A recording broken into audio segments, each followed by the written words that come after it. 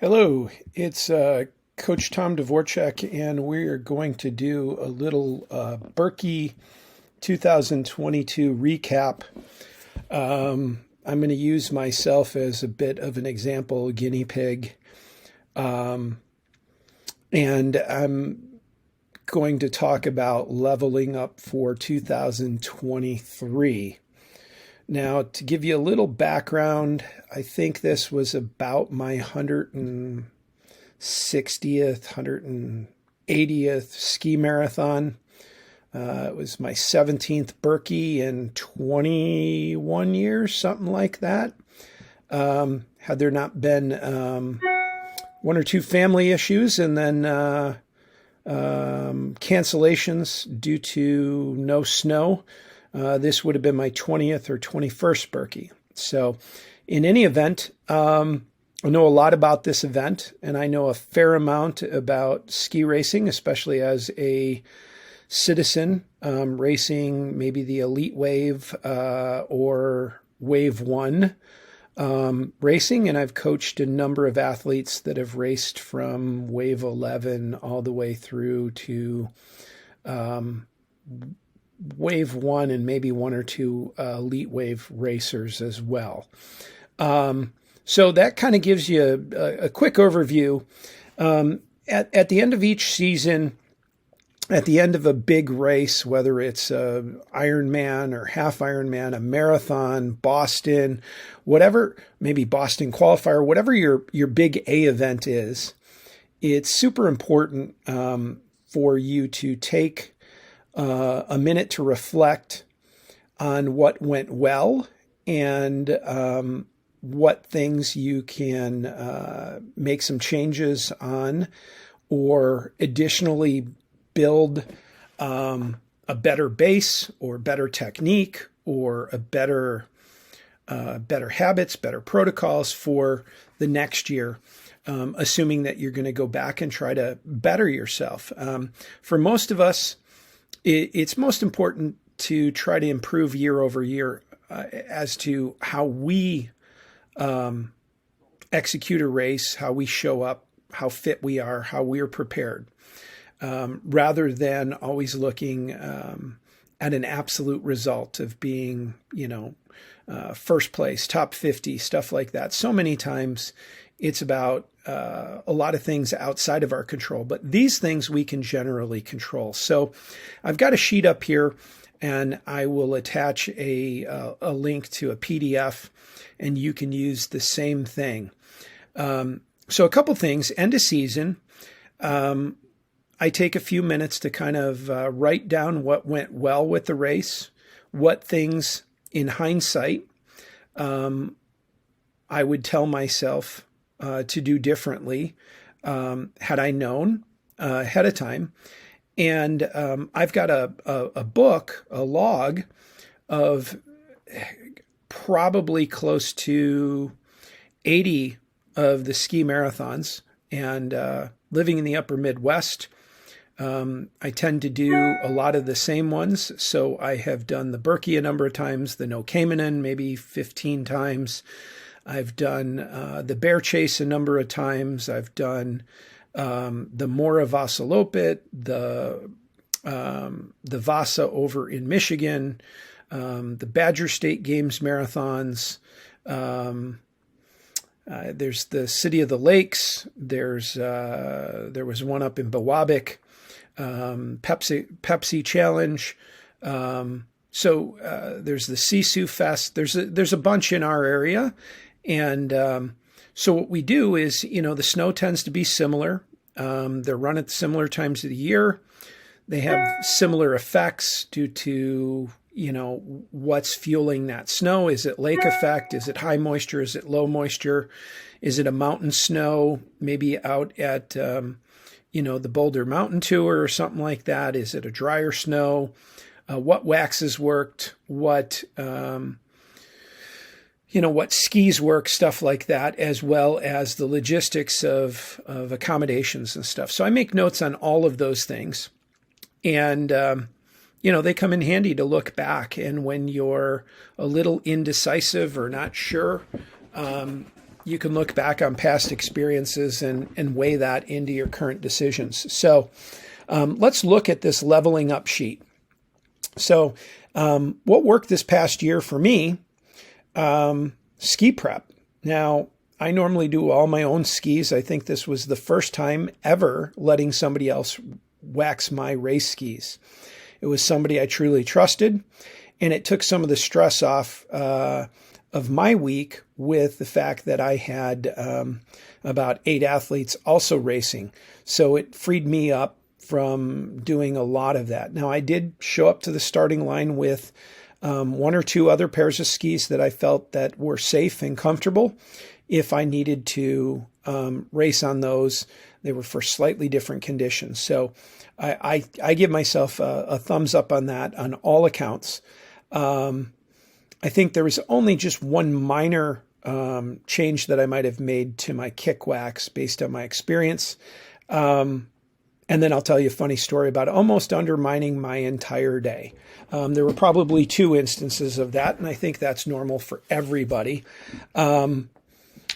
The general build, I had built in certain races that I believed were part of the process, and I came into them tired or trained. I did not taper form. I did not really rest, maybe a day or 2.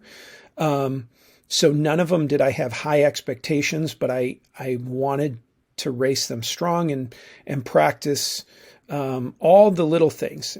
And some of the takeaways were that it turned out that this year, almost all the races were in similar conditions. I think the Birkie was actually the warmest race. And it was still like 0 overnight and maybe 4 or 5 degrees at the start. And it was windy.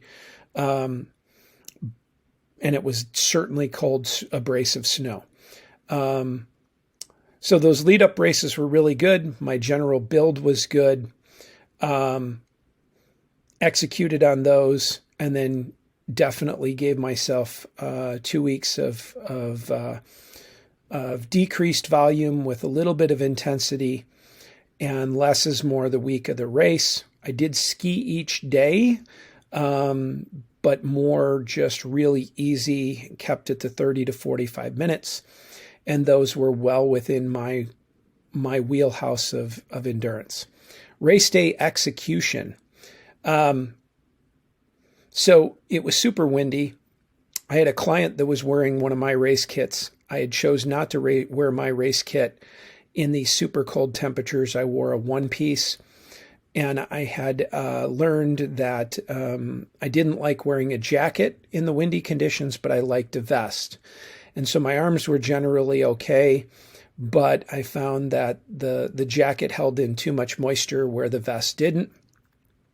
I was able to put my cell phone behind my back in a little pocket on the vest, and that was really good. This is a race suit that I've raced a number of successful Birkies and ski marathons in, so I trust it. And this goes back to doing what you know and you've tested and not making big changes. Had it been warmer, I trusted a different race suit. I skied with a Camelback, and lessons learned were the vest also allowed me to have the tubes underneath the jacket or vest to keep them warm. I actually wore it under my one piece. It's an old Camelback vest that's made for time trials and winter events like this. And the hose is insulated, and then it's just the nozzle you need to kind of worry about, and sometimes a little bit of the tube. So if I stick that under my jacket and I can grab it in and out, it's right there. I can do it while I'm talking, put it back in. I was able to carry 80 ounces and about 850 calories through that. So I executed there. But the funny story is, I'm sitting in the car and I'm back and forth and hemming and hawing, and I landed back to the advice that I'd always give every client. Don't do something you're not familiar with. Play it, safe, but not super safe, right? So if it's been tested and you've had success with it, those options are on the plate. So I always tend to have a fair amount of clothes in my car for different scenarios at the race, and I can make a last minute decision, but I stick with decisions that are safe and that I've tried and trusted before. So making a last minute change is not a good idea. I did put the dermatone on. I had face tape that came from other races where it was super cold. There's a wind chill. And knowing that there were 20 to 30 mile an hour winds and you're tucking and there's some fast downhills, wind chill can be an issue. In a skate race, it would be even more of an issue than striding. I think with the striding, you can tuck a little deeper. You can kind of protect your face a little bit from the wind shear, and you get down pretty quick, and then you're right back to striding up another hill. Let's see, positive changes from last year. I was a little bit less weight. I was carrying equal or more fitness. And when I say last year, this is the last Birkie, not last year. So it's been about 2 years. My weight's been down. Fitness has been good.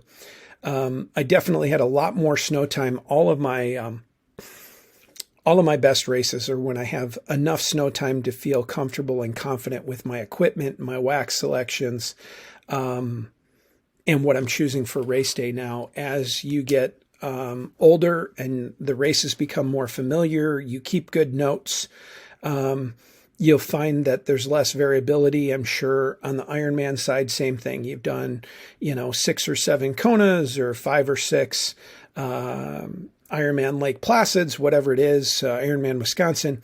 You start to kind of understand, and then the key is to not venture from what you know has been successful. If you're going to make a change to level up, make sure it's one that you've practiced and you know is going to have positive results. And then I was familiar with my kick waxes. So I knew at these temperatures, if something went wrong, what I wanted to do. And I was familiar with the wax that they were putting on my skis. So I had a lot of confidence in it. And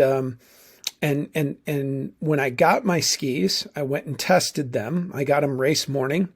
There were no tracks, and I know that the snow is different at the start than the rest of the race, but I'm familiar with the course and how the snow conditions vary. And I knew that it was somewhat abrasive, and I looked at the skis and how they're prepped, and I decided I should put on a couple more coats, even if it meant that I was just a little bit giving up speed, but I knew that I could pick up my toes. If I put them on thin, it would be helpful. And the first 10K has a fair amount of climb. So if you're losing kick there, and certainly the first 15K, it can be a long day in the Birkie. So I went and applied on the extra wax. I had 3 waxes that I knew, and the one was almost a mistake. I knew that it would run at warmer conditions on the back half if it really started to get slippery and the colder waxes weren't working, but I thought they would. And ironically, it was a safe wax that should also kick at colder temperatures. But when I reached in to put the wax on, unfortunately, I put the warmest wax on right away, not knowing it until after I put on a thin coat. So that almost undermined my whole race, but I stayed calm. And I thought, well, this just means that I need to put on 1 or 2, maybe 3 more thin coats of the colder wax.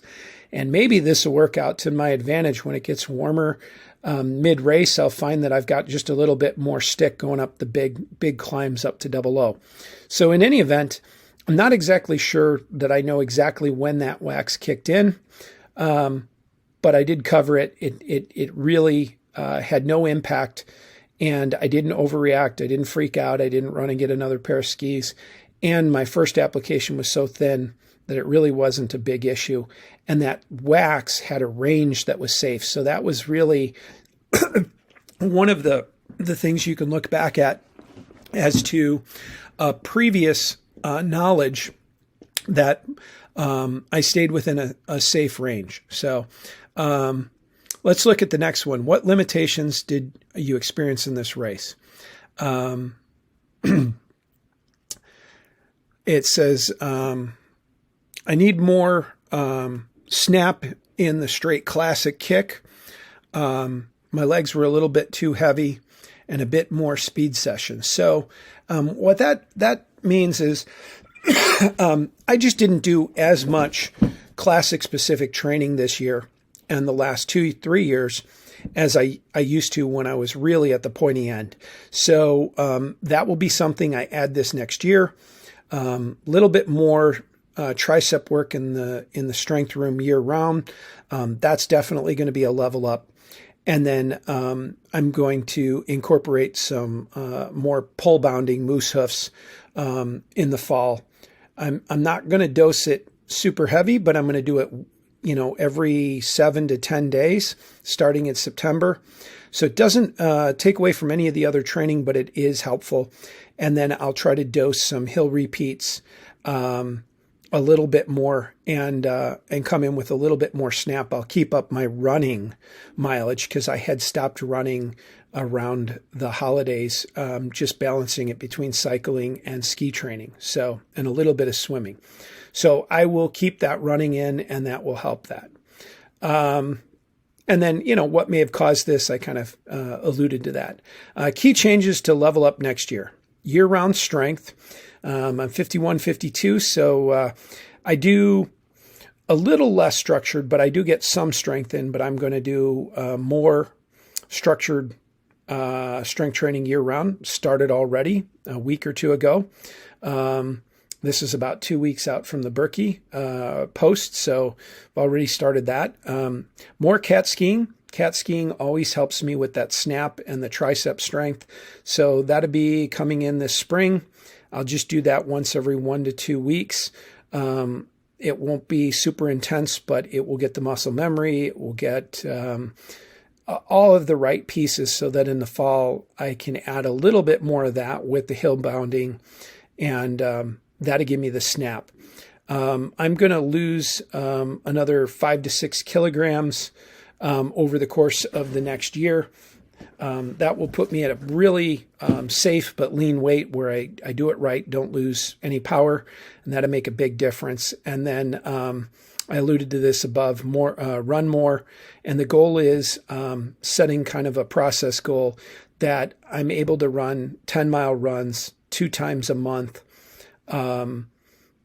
without any additional stress on the body. It's just something I maintain, and I do that in January, February. That type of run fitness will carry over into the classic skiing real well. Okay, strength training added overall, and I could get into specifics on that, but that'll be for another video at some point.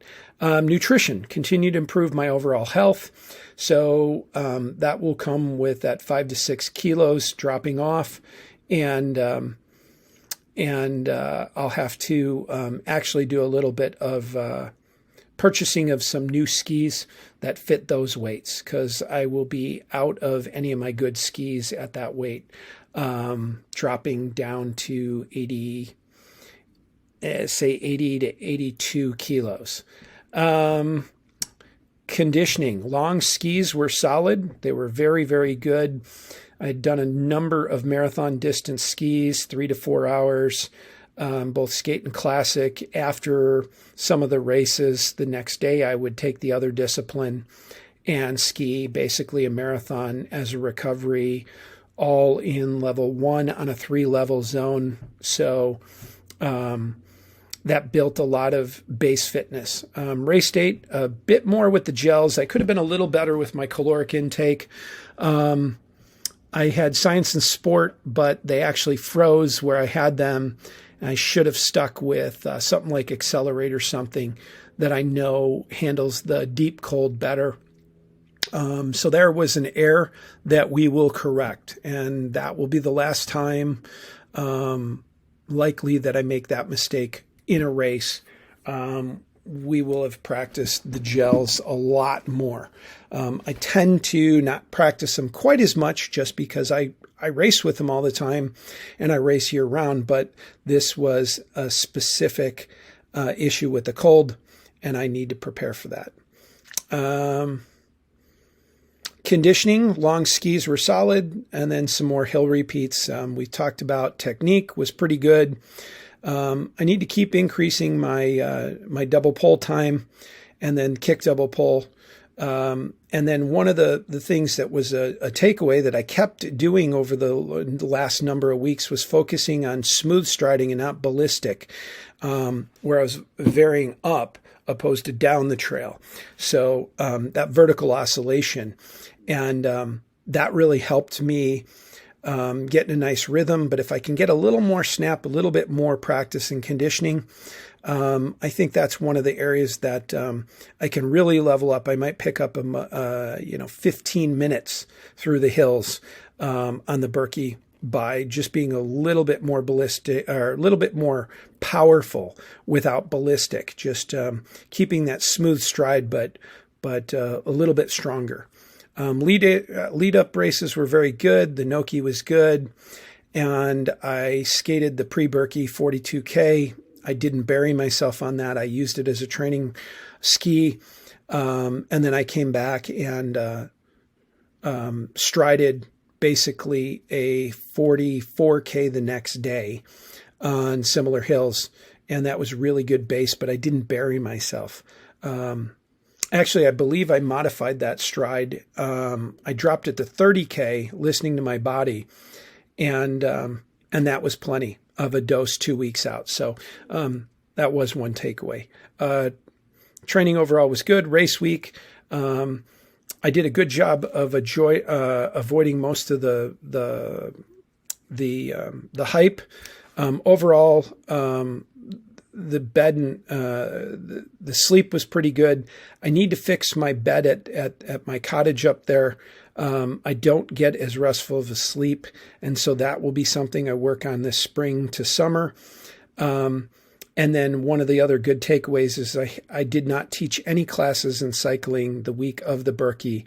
Took that week off and went up on Wednesday morning. The goal was Tuesday night, but snow got in the way.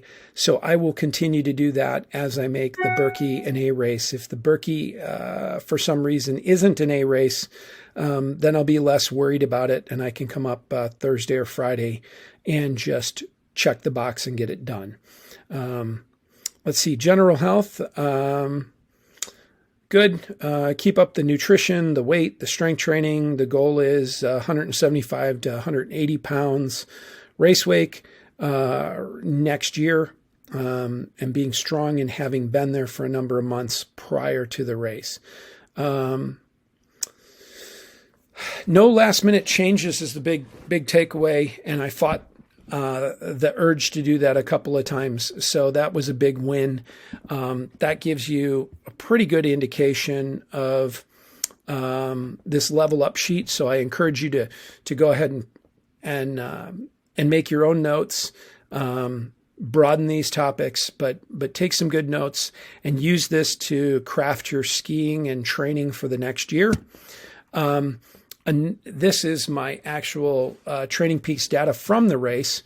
And you can see I used about 2,500 calories. Calories in kilojoules are pretty much a 1-to-1. I took in about 1,400 plus what I had on board with good carb load before. I had overnight oats the morning of, and some berries. Had a little bit of protein. I had a Greek yogurt with a little bit of fat in there just prior to the race, plus coffee. I think I had probably 32 ounces of coffee and some additional water. And I was fueling the week leading up to it. When you get done with the Birkie in the 1 to 3 weeks after, when you've shed some of that fatigue, if you live in an area where there's no snow and you have a long hill, 1 to 3 minutes, I encourage you to do, we have a 2 to 3 minute hill. I send my athletes over there within a week or two after the Birkie. and I want them to do 12 repeats.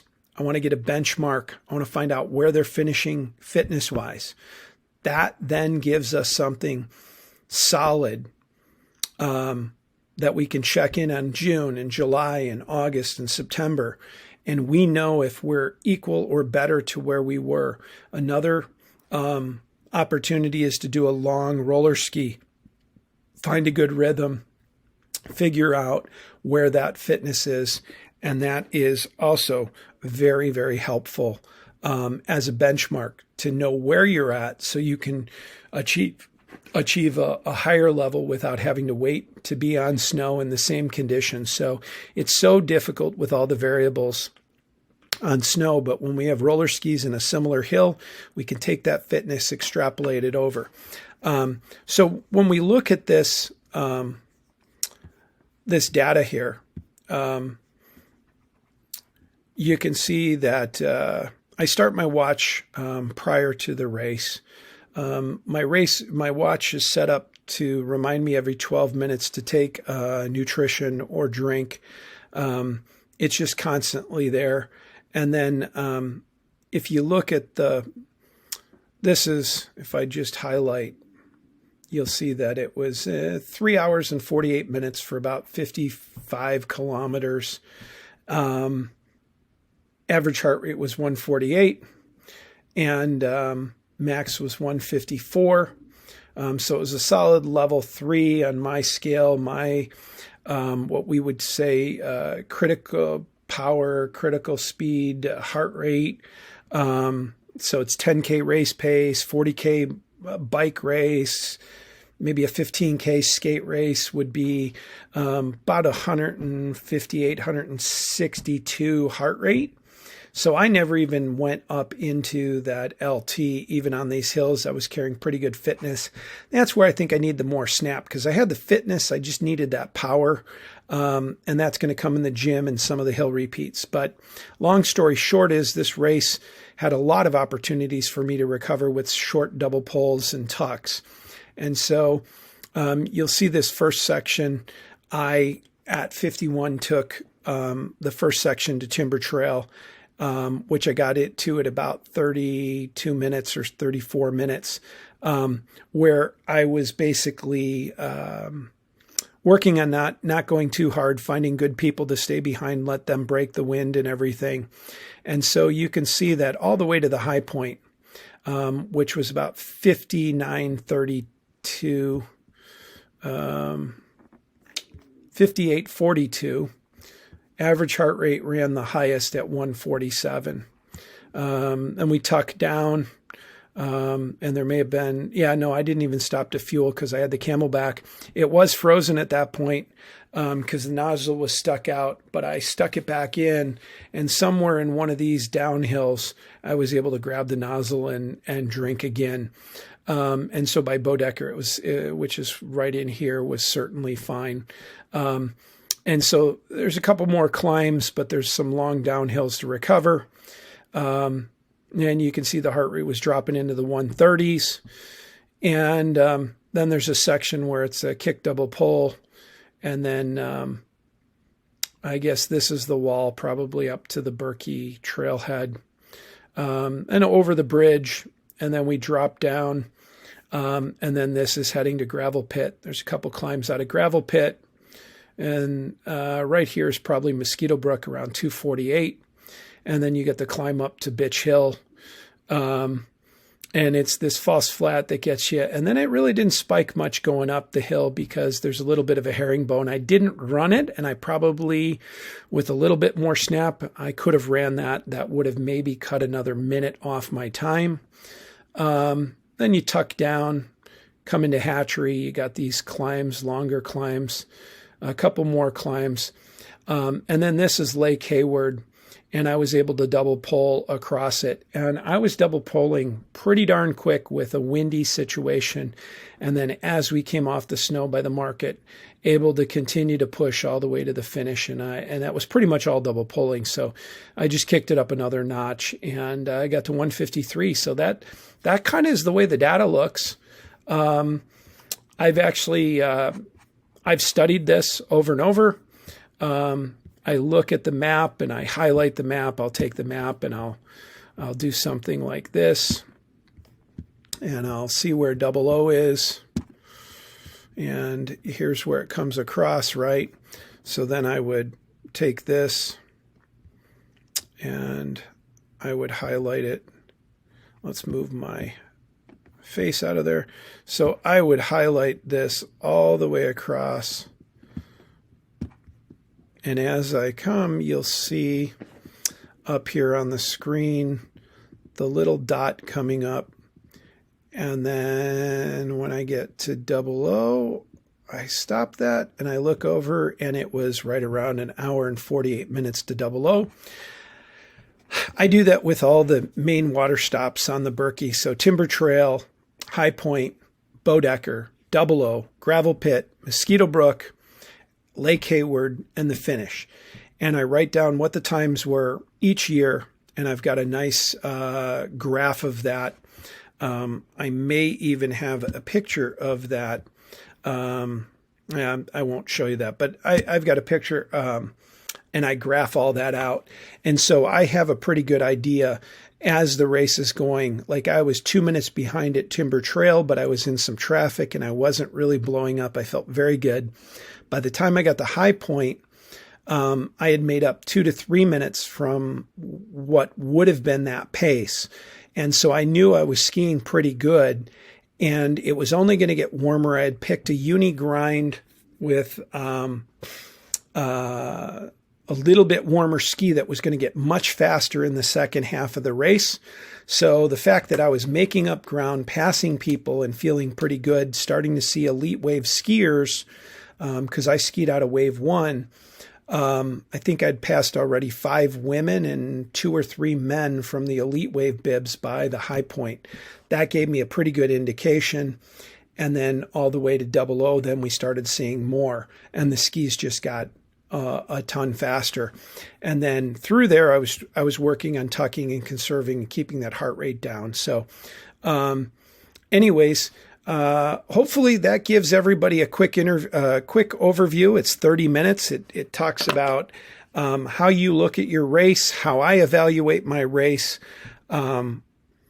Get these things down while you're fresh, and then start to think of areas that you can work to train to get better. Do you need hill repeats? Do you need better technique? Do you need better skis? Do you need more practice with the skis? Was a limiter the race day or the lead up to the race? Was there too much stress with people or family or friends around? Was your nutrition the week good? Do you need to prep meals, or were you eating out and they just weren't good? Those type of things. There's an awful lot of low-hanging fruit that we can dial in ahead of time. So if you've got any questions or comments, or looking for somebody to help navigate you through this, you can find me on Training Peaks, or you can go to bodyphysicsendurancecoaching.com. I'll put a link below, and you can reach out to me, and I do take somewhere between 8 and 15 skiers each season, because I coach a lot of endurance sports and I do race. I do have a cap on the number of athletes I'm working with, but it doesn't really matter where you fit on the spectrum. We can definitely help you up your game. So leave any comments below or email me, bodyphysicstom@gmail.com, and I look forward to hearing your comments.